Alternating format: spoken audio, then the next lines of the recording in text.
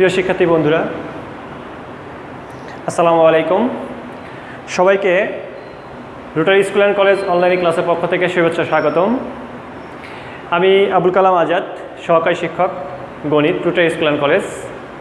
প্রিয় শিক্ষার্থীরা, তোমরা অবশ্যই ভালো আছো, সুস্থ আছো। আশা করছি আমি আল্লাহর রহমতে ভালো আছি। বিগত ক্লাসগুলোয় তোমাদের সাথে অনলাইন ক্লাসে বিভিন্ন সময় বিভিন্ন ক্লাস নিয়েছি। প্রতিনিয়ত সেই মতোই আমরা আজকে সপ্তম শ্রেণীর গণিত 7.2-এর লেকচার 3 আমাদের বাকি অংশ আমরা আজকে করব। এখান থেকে তোমরা সবাই খাতা কলম নিয়ে বসে যাও। প্রিয় শিক্ষার্থী বন্ধুরা, তোমরা অবশ্যই মনোযোগ সহকারে বসবে এবং আমরা গত ক্লাসে 7.2-এর 6 নম্বর পর্যন্ত করেছিলাম। আমরা আজকে 6 নম্বর করেছিলাম। এরপর থেকে আমরা শুরু করবো ইনশাআল্লাহ। তোমরা সবাই মনোযোগ সহকারে বসো এবং তোমরা আমাদের এই লিঙ্কটি অবশ্যই শেয়ার করবে, যাতে তোমার অন্য বন্ধুবান্ধবরা আমাদের ক্লাসগুলো দেখতে পারে এবং তারা উপকৃত হবে এই অনলাইন ক্লাসের মাধ্যমে। প্রিয় শিক্ষার্থীরা, তাহলে তোমরা খাতা কলম নিয়ে বসে যাও, আমরা মনোযোগ ক্লাস শুরু করব। দেখো, আমরা বিগত ক্লাসে আমরা করেছিলাম 7 নম্বর পর্যন্ত করেছিলাম। আমরা আজকে 8 নম্বর থেকে শুরু করব। আমি তোমাদের বলেছিলাম কিভাবে আমরা সমীকরণ গঠন করব। আমাদের অধ্যায়ের নাম ছিল কি সমীকরণ, যে কীভাবে সমীকরণ গঠন করব এবং সমীকরণের মান কীভাবে নির্ণয় করতে পারি সেই বিষয়ে আমাদের আলোচনা ছিল। তাহলে দেখো, আমরা আজকে 8 নম্বর শুরু করব। 8 নম্বর অঙ্কে আছে গীতা, মিতা ও রীতা তিনজনের একত্রে আছে কত? 180 টাকা। একত্রে আছে কত? তিনজনের মিলে আছে 180 টাকা। বলা হয়েছে মিতার থেকে রীতার থেকে মিতার 6 টাকা কম এবং গীতার 12 টাকা বেশি। তাহলে আমরা দেখো অঙ্কটা করি সুন্দরভাবে, তোমার মনোযোগ দেখো, তাহলে তোমার সুন্দর করে বুঝতে পারবে। মনে করি, দেখো, মনে করি রীতার টাকার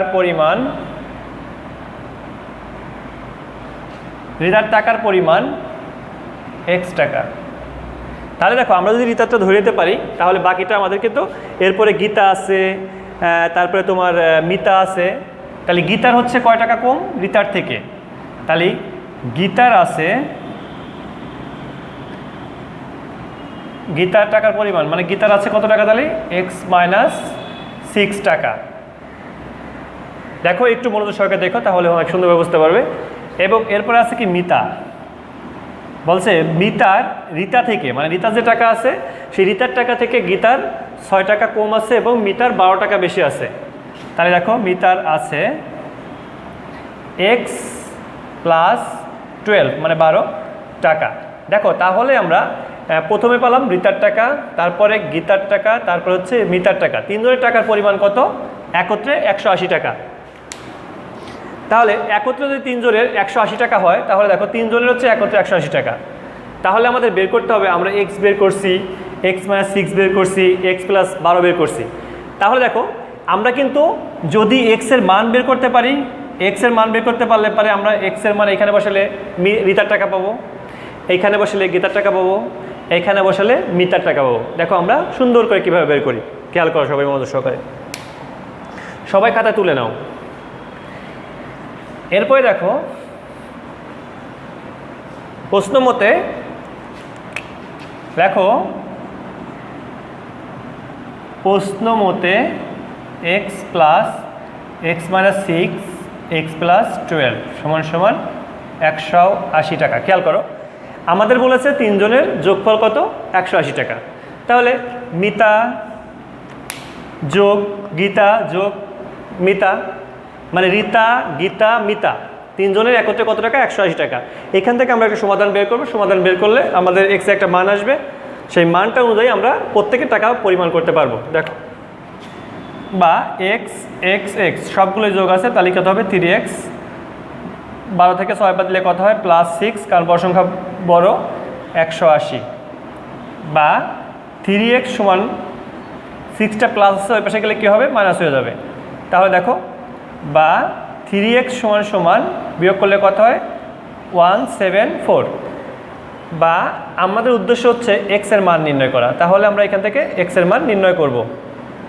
দেখো, তাহলে এখান থেকে আমরা x এর মান ভাগ করে বের করতে পারি। আমরা দেখো, একটু ভাগ করে নাও সবাই। দেখো, 3 5 কত হয় 15, বিয়োগ করলে 2, 3 8 24।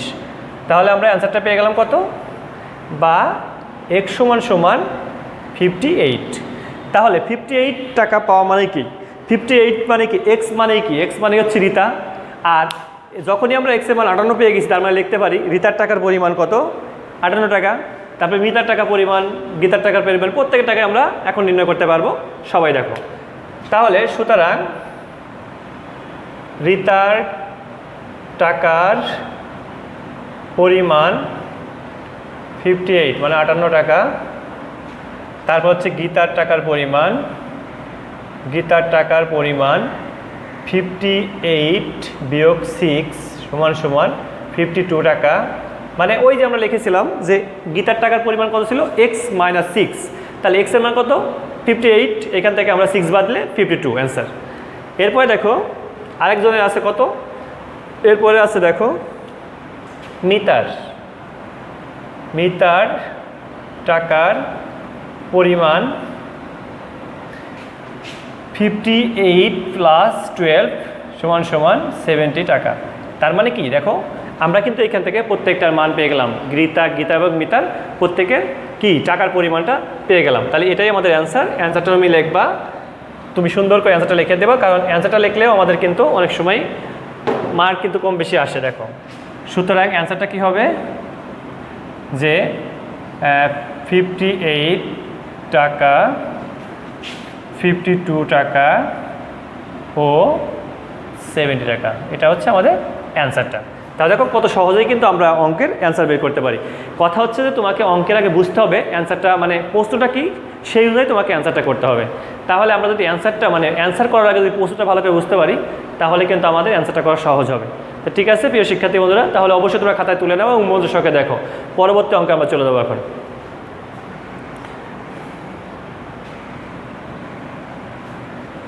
এরপরটাও সেম একই রকম আছে, তোমরা একটু বাসায় প্র্যাকটিস করবে 9 নম্বরটা, আমি 10 নম্বরটা করে দেবো একটু, ঠিক আছে।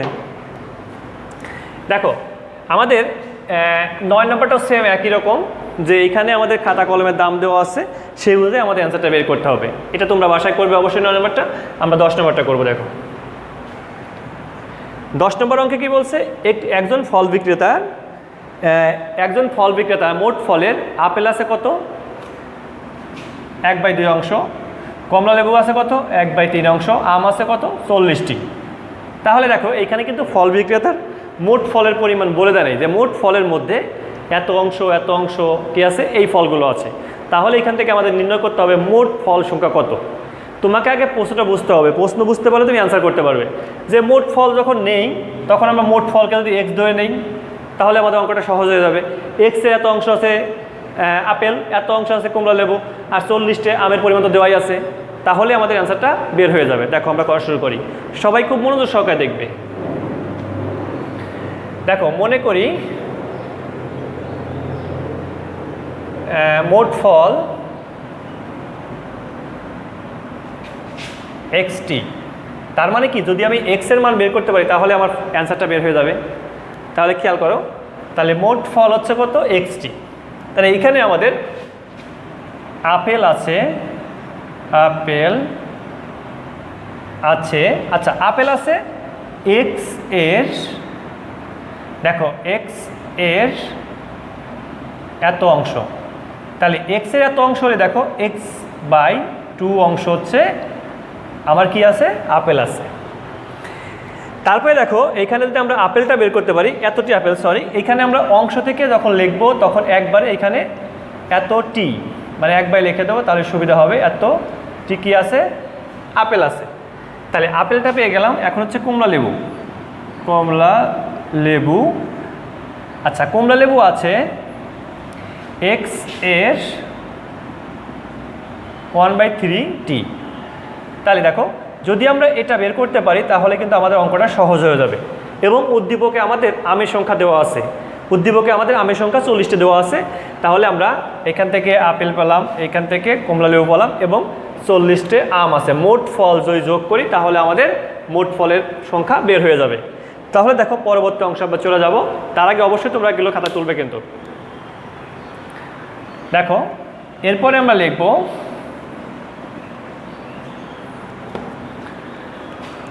প্রশ্ন মতে আপেল প্লাস কমলা লেবু প্লাস আম সমান সমান এক্স। দেখো বলছে যে মোট ফলের পরিমাণ কত এক্সটি, তাহলে এখান থেকে আপেল আছে কত এতটি, কমলা আছে কত এতটি, আম আছে কত এতটি, তাহলে আমাদের মোট ফল যোগ করে যদি এক্সের মানটা পেয়ে যাই তাহলে আমাদের অ্যান্সারটা বের হয়ে যাবে, কারণ আমরা এখানে লিখে রেখেছি মোট ফল সংখ্যা হচ্ছে এক্সটি। তাহলে বা দেখো যদি আমরা এখানে লসাগু করি, খেয়াল করে একটু 2 এবং 6 এবং মনে মনে এর নিচে 1 আছে, এটা দিতে হয় না, আমি তোমাদের বোঝার ক্ষেত্রে দিলাম যে মনে মনে আমাকে ধরতে হবে কি এখানে 1 আছে, তাহলে 1 2 3 এর লসাগু হচ্ছে কত 6। দেখো লসাগু আমরা আগের ক্লাসগুলোতে তোমাদের বলেছি এবং আগের অধ্যায়গুলোতে বলেছি, আমরা 5.4এও তোমাদের বলেছি আমি যে লসাগু করার সময় লসাগু দিয়ে হরকে ভাগ করতে হয়, ভাগ করে লবকে দিয়ে গুণ করতে হয়। তাহলে দেখো এখানে আমরা কি করব, 3 × 6 3x, 3 × 6 2 2x প্লাস 1 দিয়ে ভাগ করলে কি 6 6 থাকে এবং 6 দিয়ে যদি গুণ করি 4 × 24 240 সমান সমান x। বা দেখো আমরা যদি এক্সটা এই পাশে লিখি কোনো সমস্যা নাই, লিখতেই পারি।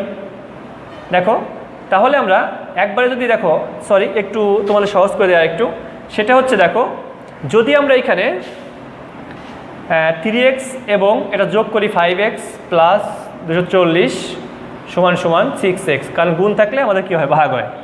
বা 5x যদি আমরা সম্পূর্ণটুকু নিয়ে আসি এই পাশে যে 6x এই পাশে 5x প্লাস 240, বা দেখো 6x plus 5x sorry minus 5x সমান সমান 240, যদি এটা আমরা এই পাশে নিয়ে আসি মাইনাস হয়ে যায়। এবং দেখো এখানে খেয়াল করো যে বা বিয়োগ করলে x, 6x থেকে 5x বাদ দিলে কত হয় x সমান সমান 240। তাহলে আমাদের অ্যান্সার হবে কত, x এর মান মানে কি মোট ফল, আর মোট ফল কয়টি 240টি, এটা আমাদের অ্যান্সার। দেখো কত সহজেই কিন্তু আমরা অ্যান্সারগুলো বের করতে পারি যদি তোমরা চাও। আশা করব যে এইভাবে প্রত্যেকটা অঙ্ক আমরা কিন্তু কি করতে পারি, প্রত্যেকটা ক্লাস আমরা কিন্তু এইভাবে প্রত্যেকটা অঙ্ক সুন্দর করে আমরা বুঝে করতে পারি, তাহলে পরবর্তী ক্লাসগুলো পরবর্তী অধ্যায়গুলো কিন্তু আমাদের জন্য সহজ হয়ে যাবে।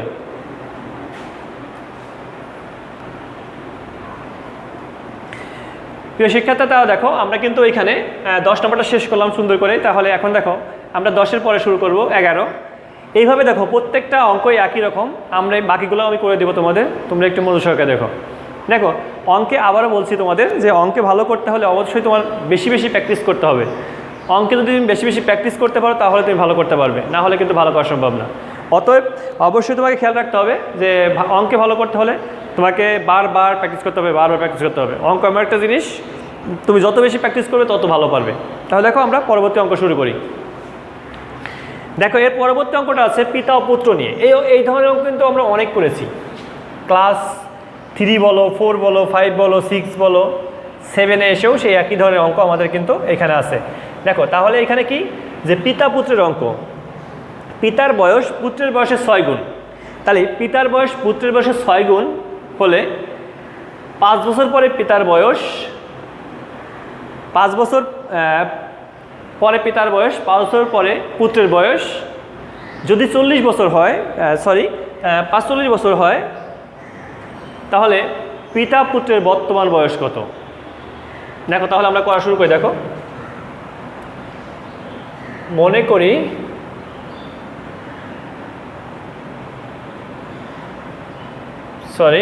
করি আগে পুত্র লিখলে ভালো হয়।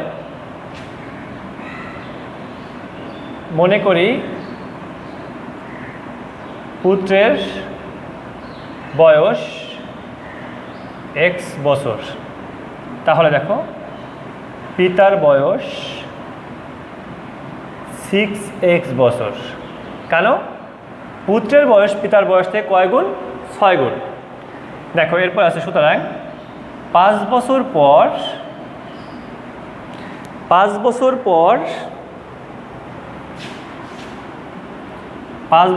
পরে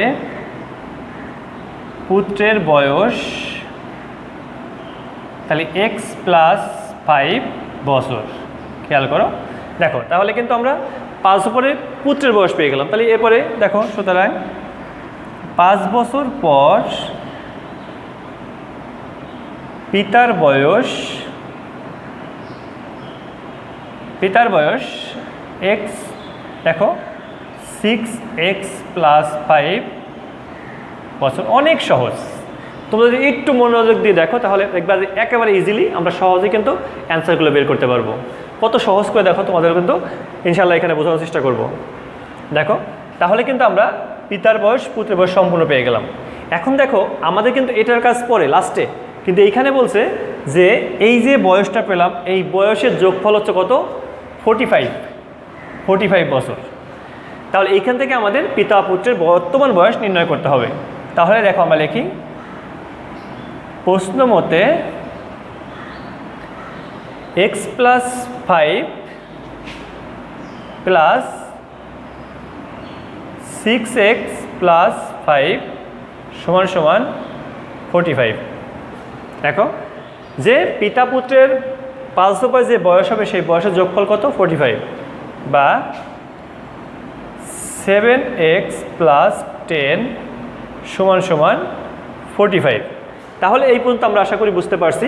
এখন দেখো আমরা একটু উপর দিকে লিখবো, তোমরা একটু খেয়াল করো যে এইখানে আমরা দেখো x এবং 6x যোগ করছি, তাহলে 7x, 5 এবং 5 যোগ করলে কত, 10x = 45। তাহলে দেখো আমরা একটু উপর দিকে লিখি,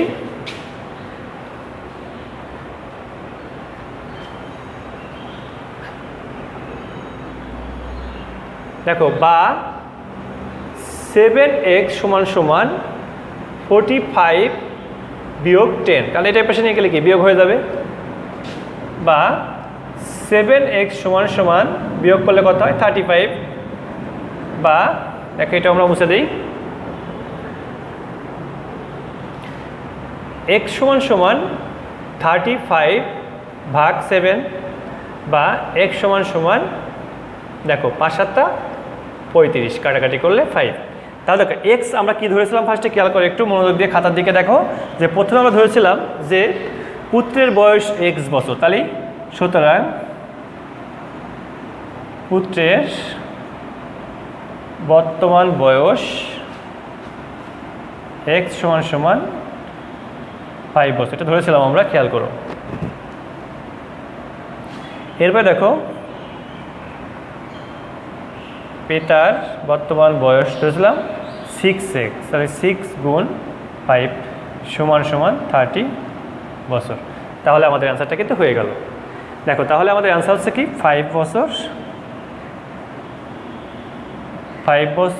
ও 30 বছর, এটা অ্যান্সার। দেখো আমরা কিন্তু অতি সহজেই আমরা কিন্তু নির্ণয় করতে পারি। প্রিয় শিক্ষার্থীরা, তোমাদেরকে বললাম যে আমি এত সহজে তোমাদের অঙ্কগুলো শিখিয়ে দিতে পারবো যে তোমরা একটু মনোযোগ দাও, দেখবা তোমরা নিজেরাই এক সময় পরবর্তী অধ্যায়গুলোতে তোমরা নিজেরাই পারবে। তার মানে কি, সমাধান যদি শিখতে পারি তাহলে সহজে কিন্তু আমরা অ্যান্সার করতে পারবো। তাহলে দেখো আমরা পরবর্তী অঙ্ক চলে যাই, 12 নম্বর করবো। এখন দেখো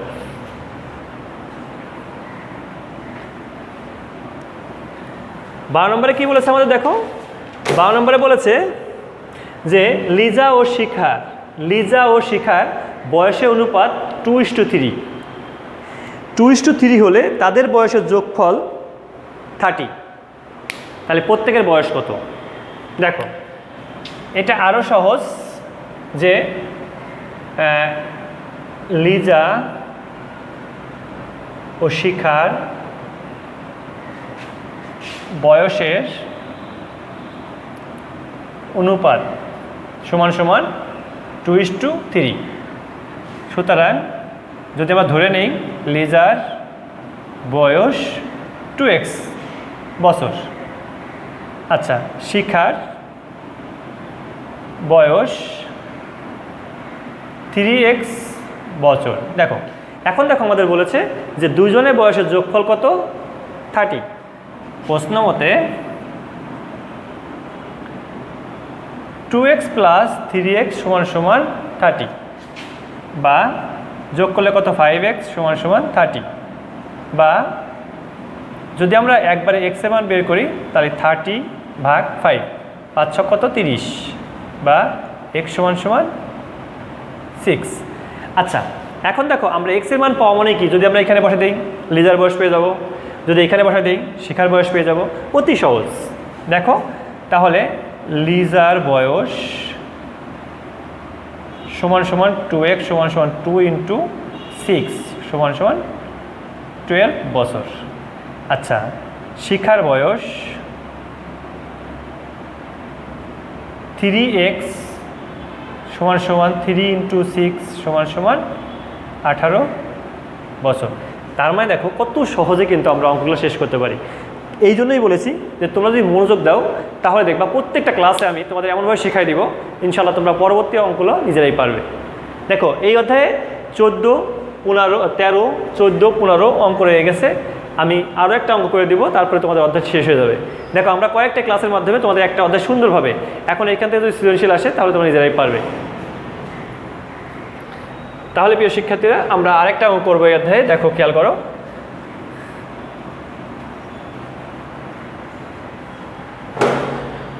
14 নম্বর অঙ্কটা, 15 নম্বর অঙ্কটা করে দেবো আমরা।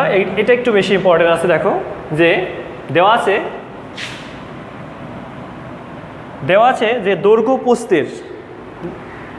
প্রস্থের কত দেওয়া আছে? দ্বিগুণ। দৈর্ঘ্য প্রস্থের 3 গুণ, 3 গুণ।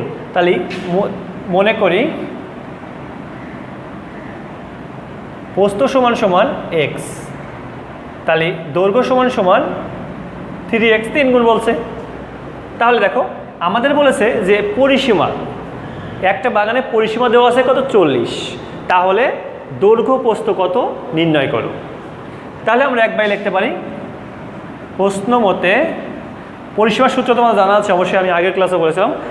পরিসীমা সমান সমান 2 ইন্টু দৈর্ঘ্য যোগ প্রস্থ, 2 ইন্টু দৈর্ঘ্য যোগ প্রস্থ সমান সমান 40।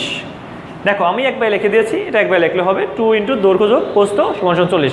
আমরা জানি একটা পরিসীমা সমান সমান আরেকটা পরিসীমা, তাহলে এখান থেকে আমরা একটা সমাধান বের করবো। দেখো বা এক বাই যদি আমরা লিখে দিই, দেখো কত হবে যে 6x প্লাস 2x সমান সমান 40। এটা তোমরা দিবা না, আমি এই বোঝানো দিছি। বা 8x সমান সমান 40 বা x সমান সমান 40 ভাগ 8, 5 8 40। তাহলে এখান থেকে আমরা পেয়ে গেলাম সুতরাং x সমান সমান 5। তাহলে x এর মধ্যে আমরা 5 পেয়ে যাই। দেখো খেয়াল করো, তাহলে আমরা সহজেই কিন্তু বের করতে পারবো। এখান থেকে খেয়াল করো যে প্রস্থ সমান সমান 5 মিটার, দৈর্ঘ্য সমান সমান 3 ইন্টু 5 সমান সমান 15 মিটার। তাহলে কত সহজে কিন্তু আমরা অঙ্কগুলো করতে পারি, যদি একটু সিরিয়াসলি চিন্তা করি তাহলে আমরা করতে পারবো। প্রিয় শিক্ষার্থীরা দেখো আমাদের কিন্তু অধ্যায়টা শেষ হয়ে গেল। তাহলে তোমাদের অবশ্যই এইখানে 1 থেকে 15 বাসায় আবার প্র্যাকটিস করবে। এটা হচ্ছে CW, বাসায় প্র্যাকটিস করবে এবং পুনরায় আমরা এগুলোর উপর সৃজনশীল প্র্যাকটিস করব। তাহলে আশা করছি আমার ক্লাসটা আজকে তোমাদের ভালো লেগেছে। অবশ্যই ভালো লাগলে লিঙ্কটা শেয়ার করবে, কারণ তোমার অন্য অন্য বন্ধুরা এগুলো দেখে উপকৃত হতে পারে এবং শিখতে পারে। কারণ এই করোনাকালে সবাই ঘরে, কারণ ঘরে থেকে যেন শিখতে পারে সবাই, এটা অবশ্যই আমরা চাই। কারণ তোমার মাধ্যমে যেন আরও 5 জন শিখতে পারে। প্রিয় শিক্ষার্থী বন্ধুরা, তাহলে বাসায় অবশ্যই তুমি মনোযোগ সহকারে এগুলো প্র্যাকটিস করবে এবং নিয়মিত পড়াশোনা করবে। সবাই ভালো থাকো, সুস্থ থাকো। আল্লাহ হাফেজ।